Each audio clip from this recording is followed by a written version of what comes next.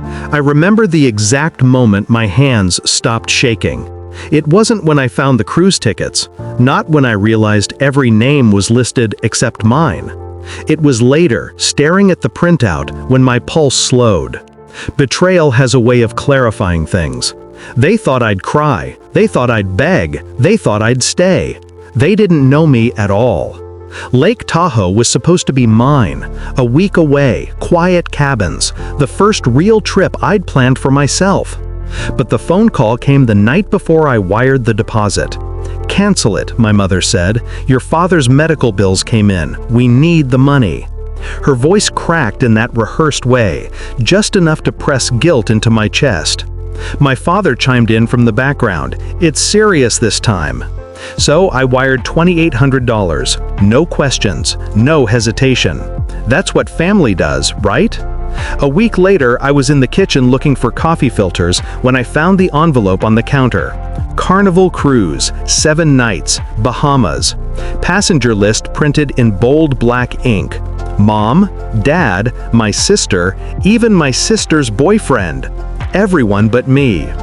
The paper didn't flutter in my hands. It didn't burn. It froze me. Solid, clear, sharp. That was the moment they lost me. It hadn't always been like this. I used to think we were close. Sunday dinners where my father would carve the roast like a king. My mother's voice carrying down the hallway, telling us to be grateful. My sister laughing too loud, throwing peas at me across the table. I was the quiet one, the dependable one, the one who never asked for much, who stayed late at work, who sent money when bills piled up. They loved that about me. Or maybe they loved how useful it made me. It's funny how you don't see it until the knife is already in your back.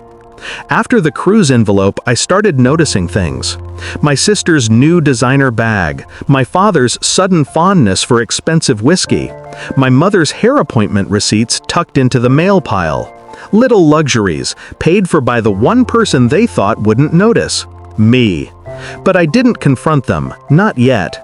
I learned to smile at dinner, to nod when my mother told me how tight things were, to agree when my father said, "We'll all take a family trip one day." I didn't slam doors, I didn't shout, I planned. The first move was silence. I stopped wiring money. I stopped offering to cover bills.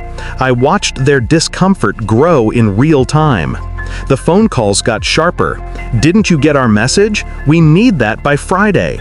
I pretended to be busy, to be distracted. I let the guilt trip fall flat. Then came the withdrawal. Not just financial, social. I stopped showing up. Birthdays, barbecues, casual Sundays.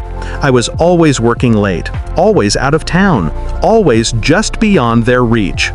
They didn't notice it first, then they did. And that's when the begging started. They thought I was still there, orbiting their world like a satellite.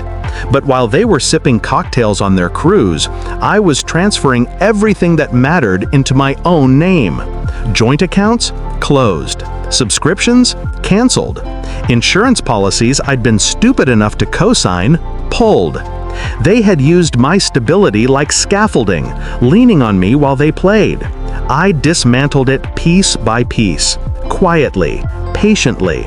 By the time they docked, their foundation was gone, and I was already gone too. I didn't announce it, didn't leave a note. One morning, the house was empty. My clothes, my laptop, my passport, all of it packed and carried out weeks before. I signed the lease on a 1-bedroom 3 towns over, paid in cash, changed my number, my email, vanished like I never existed. When they came home, tanned and smiling, the only thing left of me was the echo of my name. I imagine my mother's face when she realized my account wasn't connected anymore. My father's when his emergency transfers bounced. My sister's when she tried to call and the line was dead. I didn't need to see it. I could feel it. 3 months later, my father showed up at my work. His eyes were smaller, his voice lower. "We'd just want to talk." I looked at him the way you look at a stranger who accidentally sits at your table. Calm, polite, empty. "There's nothing to talk about," I said. His mouth opened, then closed. He waited for me to cave, like I always did. But silence stretched between us, heavy and final. He left before the security guard had to ask. That was the last time I saw him. Sometimes people ask if I regret it. If walking away from your own blood leaves a hole. It doesn't. It leaves space. Space to breathe. Space to finally take that trip I never canceled. Lake Tahoe, this time without guilt. I sat by the water, the sky bleeding pink and gold, and realized something simple. Family isn't who shares your name. It's who doesn't use it as currency. I didn't burn the bridge. They did. I just walked away before the flames reached me, and I never looked back.